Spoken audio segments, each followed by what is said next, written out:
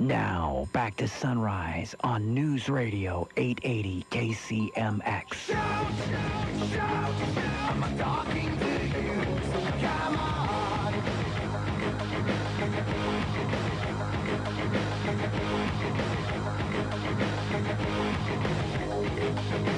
Shout!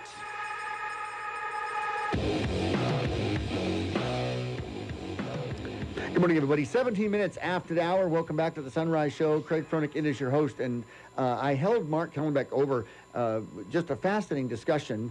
And Mark, thank you so much for sticking around. We had Dr. Friedman on, and he's an amazing expert when it comes to healthcare, the single payer. I mean, he's been following it for years, and just with his economic background, I mean, a PhD from Harvard in economics. And then he's the dean of the professor of economics department at University of Massachusetts Amherst. Wow, what a privilege to have him on. So he's been at this for many years. He didn't mention it, but he's done studies, economic studies, analysis of what single payer would look like for 6 or 7 different states. He was also involved in the HR 676, which is the National Healthcare for All, if you wish. It's Medicare for All, I think, is the title. So there was a lot of study that went into that, economics. There was a large group of experts brought to that, and he was one of those. So he's absolutely versed. The good news is he's done a study for Oregon. I've seen the draft and worked with him on that, as well as a number of other people. It's not public, though, yet, is it? It will be made public soon. Okay. Right. And it's fascinating results. It parallels or mirrors what he talked about.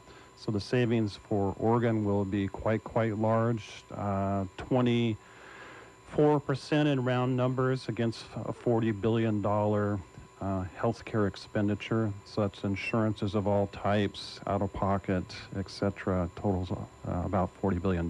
So $16 billion of that's really where savings can be immediately made. So that's private insurance portion of it. 50% of it's roughly public, so Medicare, Medicaid, and other forms of public insurance. So without going deeply into the study, needless to say, there's lots of money and lots of efficiency on the table.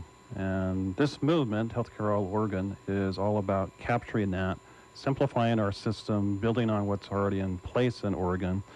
Oregon's in a really unique and strategic place because of the work that it's done the last 10 plus years, and most particularly in 2011 with the healthcare transformation bill that Dr. Bates, Senator Bates, along with others, were able to bring to Oregon and pass. I think you've had him on the show. Oh, yeah, on a regular basis, in fact. You know, Mark, one question I wanted to ask is this issue with, Cover Oregon, .com, and then the healthcare.gov, and you had to have been, I mean, the groups that was working on this before, and the Cover Oregon, that was going down a different path than what, because this is based off of, in this transformation bill, based off of the CCOs, right? This is this House Bill 3560 for the most part. Right, so... But it wasn't involving the Cover Oregon, and this is much better, much deeper rooted. Right. So this is unifying the healthcare system. Right. Like other countries have done, just because it makes so much sense. The good news is we're not inventing anything new. We're not taking huge risk with some wild brain scheme. So in Oregon, we've looked at what other countries have done. We've looked at what other states have proposed. Interesting enough, there are 21 other states, so 22 with Oregon, that have what's called one-payer type plans in the work.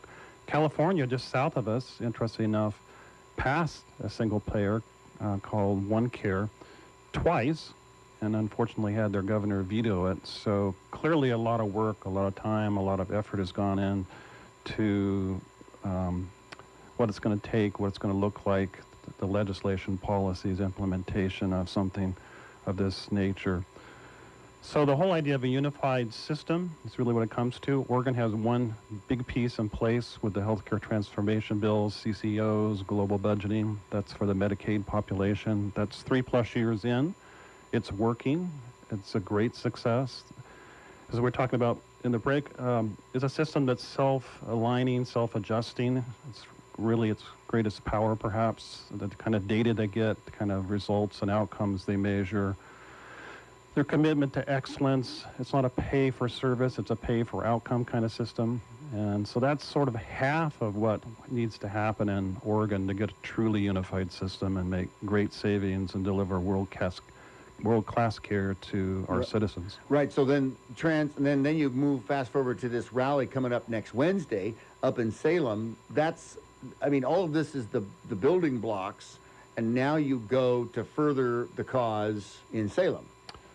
Right. So on the healthcare finance side, which is the side we're focusing on, which is the Healthcare All Oregon Act and the Oregon Healthcare Study Bill. The study bill is our focus this session. We passed it in 13. We didn't get it funded. We're bringing it back for funding and extension. That'll bring a report to the legislature in 2017 of, all the different alternatives in terms of delivery and finance. What do they look like? What do they cost? What seems to be the very best option for Oregon? What's the website again, Mark, for Healthcare for All Oregon? HCAO.org is an excellent site, sort of a one-stop site for all things. And then there was a dash there was another site that had a dash in it or something. Yeah, that's our local chapter site. It's also an excellent site. It's HCAO-RV for roguevalley.org. Okay, that's what that was. Okay, good, because I want to get both of those up on our Facebook page. All right. Well, Mark, this is, it's just fascinating, only from the standpoint of how much money is wasted and how